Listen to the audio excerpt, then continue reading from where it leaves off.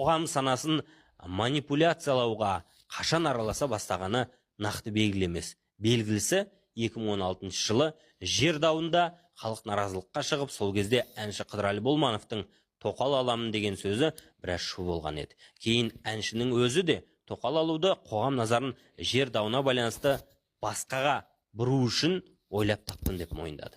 Маған кеңесшілер осы тоқал алу туралы пиар қадам жайлы айтты. Біздің ең қымбат байлығымыз осы еді. Осы байлығымызды тәуекелге тігу керек деп кеңес берілді. Маркетологтар үлгілі отбасында өмірі болмайтын бір сөз айту керек, елді елең еткізу керек деп кеңес берді. Сонда ғана осы тоқал туралы қауесет шықты. Бұл әңгімені кім қалай ойлап тапқанын мен айта алмаймын. Себебі біз сол уақытта мүлдем басқа дүниемен бас қатырдық. Мен бұл қадамымыздан не шығатынын да түсінбедім. Бір түсінгенім, бұл қауесеттің көптің назарын басқаға аударады еді. 18 күні кешкі уақытта және 19 күні таңғы уақытта осы әңгіме осылай шыққан еді.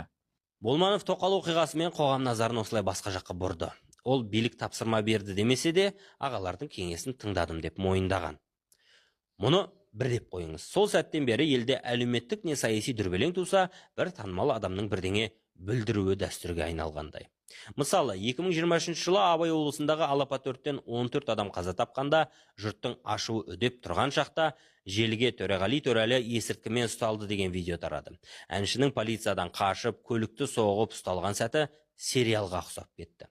2024 жыл көктемінде 80 жылда болмаған су тасқыны 10 облысты шарпыды.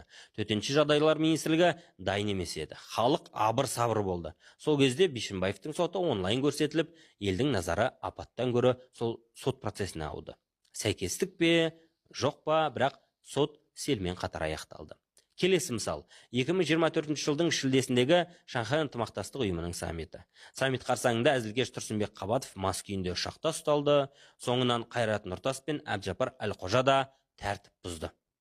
Әрине, бұл конспирологиялық ой, болжам ғана. Дәл осылай болды деп дөп басып айтып отырғанымыз жоқ, бірақ сәйкестік тым көп емес пе деген ой келетіні анық қой. Медиа саласының маманы, бұл біздің елде орта тап қалыптаспағанның белгісі, дүрмекке ретіндер көп болатыны айтпаса да түсінікті дейді. Соңғы 200 жылда біздің халық сверх байлар, анандай ерекше байлар мен кедейлер деп бөлінді. Бізде орта тап болған жоқ.